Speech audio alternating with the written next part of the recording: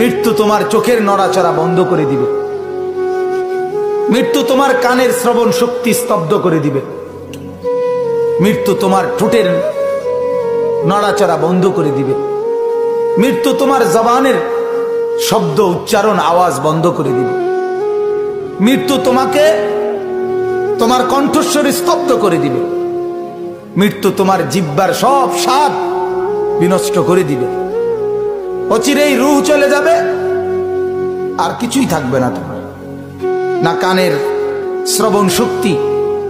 না নাকের ঘ্রাণ শক্তি, না চোখের দৃষ্টি শক্তি, না চামড়ার অনুভব শক্তি, না পায়ের চলার শক্তি,